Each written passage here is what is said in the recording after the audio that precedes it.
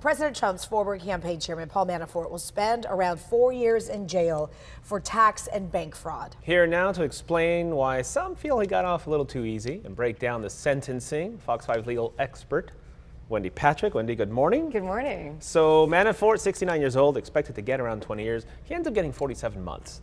Why the big difference, and why did the judge make that call?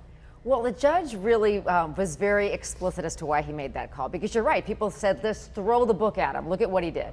But the judge really made a good record. He looked at two things primarily. He looked at health and wealth, and in Manafort's case, the lack thereof. Now, he's only 69. He turned 70 on April Fool's Day. How'd you like that for his birthday?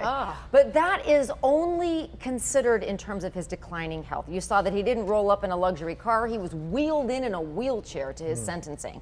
But here is the difference. That 47 months, that was a trial. It's financial crimes, tax fraud.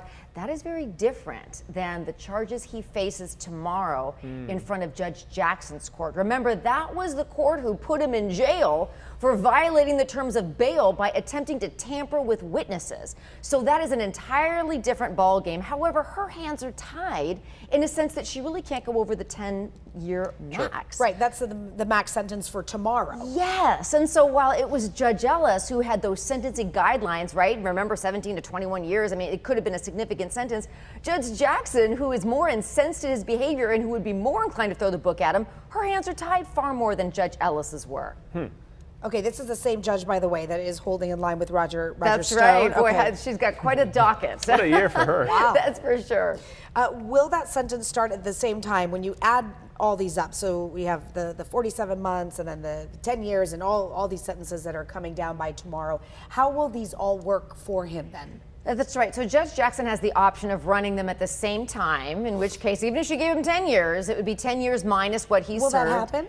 Well, you know, she seems to be more inclined to punish Paul Manafort than Judge Ellis was.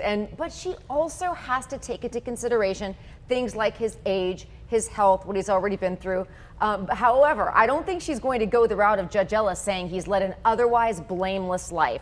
It's hard to say that you have to that you can really weigh that more heavily than the current crimes, and it has to be weighing on her, not that she can consider it legally. Right. That the president keeps dangling this pardon idea out there. I was going to throw that out there because as a judge, are you influenced by the fact that so many people were incensed at the lighter sentence from the other judge, where now it falls on her? It's like, you know what? Maybe I'm going to throw the 10 years out. You know, she's a human being, but she's got to exercise judicial independence. Justice is blind, Wendy, I've heard. Justice is blind, but judges are not, nor are juries, as we find out. But she does have to make sure she makes an excellent record justifying her decisions. She cannot say, I'm going to give him whatever because I think he's going to be pardoned. Here's another idea. The president could commute the sentence.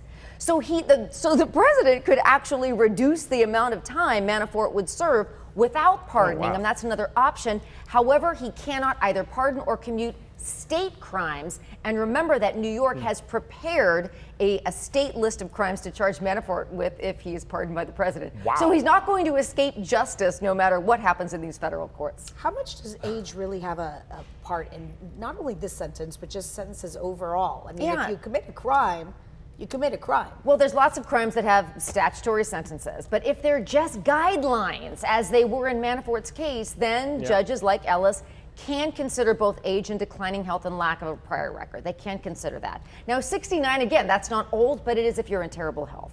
So those are some of the things that Manafort has, I suppose, in his favor, if we want to phrase it that way, in terms of arguing for leniency. We'll find out tomorrow. Yes, we will. I'm sure we'll be talking about it. Wow, busy. Wendy Patrick, thank you again for the expertise. All right, 7:20 still ahead.